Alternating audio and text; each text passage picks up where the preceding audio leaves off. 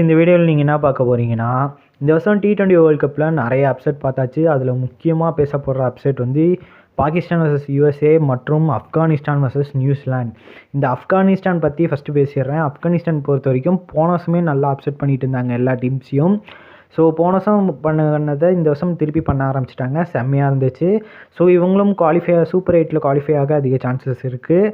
So மேலே பார்த்தீங்கன்னா பாகிஸ்தான் இன்றைக்கி நடக்க போகிற மேட்ச்சில் வந்துட்டு தோத்துட்டாங்கன்னா அவங்க தாராளமாக வெளியே போயிடலாம். அது மாதிரி தான் சொல்லலாம். ஏன்னா USA அவங்களும் நல்லா 2 கேம் ஜெயிச்சிருக்காங்க. ஸோ இன்னும் அவங்களுக்கு வந்து ஒரு கேம் அது மாதிரி ஜெயிச்சிட்டாங்கன்னா அவங்களுக்கு போதும்.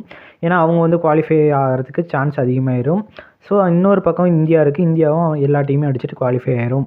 So no problem. பாகிஸ்தான் அந்த இடத்துல வந்துட்டு 2 டீம் கூட தான் ஜெயிச்சிருந்ததுன்னா மேக்ஸிமம் அவங்களும் வெளியே போயிடுவாங்க. ஸோ சூப்பர் 8க்கு USAவும் குவாலிஃபை ஆன சான்சஸ் இருக்குது.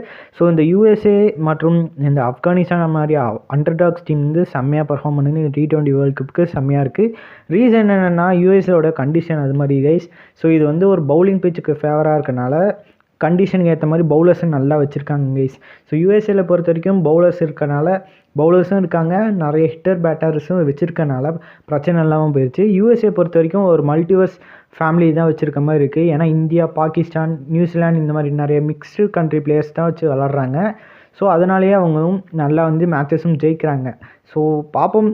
இந்தியா வர்சஸ் USA கூட நல்ல இன்ட்ரெஸ்டிங் மேட்சாக கூட இருக்க வாய்ப்புகள் இருக்கும்.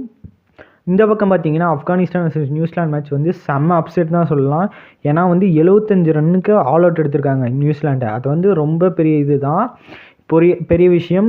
ரீசன் என்னென்னு பார்த்தீங்கன்னா ஆப்கானிஸ்தானோட பவுலிங் கோச் யார் அப்படின்னு தேடி பார்த்தா DJ பிராவோ தான் பவுலிங் கோச்.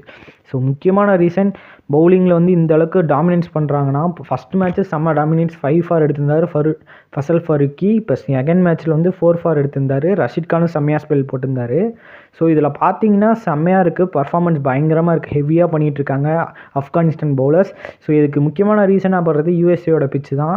ஸோ இவங்க வந்து வெஸ்ட் இண்டீஸ் கண்டிஷன் போகிறதா கொஞ்சம் டிஃபிகல்ட்டாக இருக்கும். ஏன்னா பேட்டர்ஸ் வந்து ஆப்கானிஸ்தானில் டாப் ஆர்டரில் குர்பாஸ் மட்டும் தான் ஃபயர் ஆகி எல்லா மேட்சும் அடிச்சு கொடுத்துருக்காரு. நடந்த 2 மேட்ச்லையும் அவர் தான் டாப் ஆர்டரில் செம்மையாக ஆடி கொடுத்துருந்தாரு. மற்றவங்க அந்தளவுக்கு பர்ஃபார்ம் பண்ணல. அதை நோட் பண்ணிக்கோங்க.